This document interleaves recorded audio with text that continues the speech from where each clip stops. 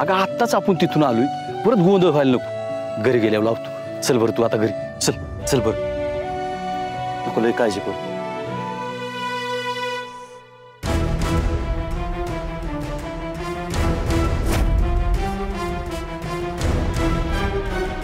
काय चाललंय?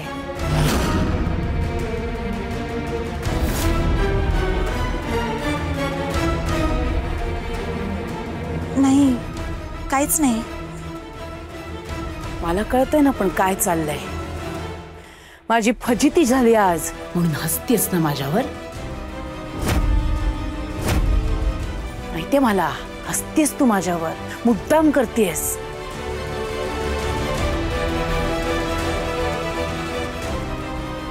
मालती मॅडम, तू लाज नाही वाटत का ग तुला? माझ्याच घरात राहतेस आणि माझाच अपमान करतेस. तुम्हाला एक विचारू का? मॅडम, तुम्हाला माझा एवढा राग काय आहे? कारण मला तू माझ्या घरात असलेली नकोयस.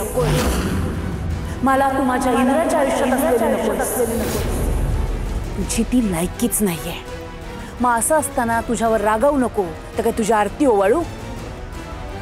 तुला जेव्हा पहिल्यांदा भेटले ना तेव्हाच मला समजलं होतं तू काय असते.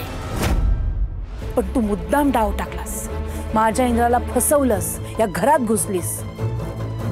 तुझ्या मनात काय चाललंय ना मला अगदी चांगलं माहिती आहे. मॅडम, तुम्ही का असं बोलता? तुम्ही जसं समजताय ना तसं काहीच नाहीये. मी नाही करत असं काही. तुम्ही आधीपासूनच गैरसमज करून घेतलाय. ए गप, मला शिकवू नकोस. मला अगदी व्यवस्थित माहितीये काय खरं आणि काय खोटं आहे. मॅडम, आता कसं समजवू मी तुम्हाला? पण ठीक आहे, तुम्हाला जर असा विचार करून आनंद मिळणार असेल ना तर माझी काहीच हरकत नाही. आणि उलट आज तर मी तुम्हाला थँक्यू म्हणणार होते.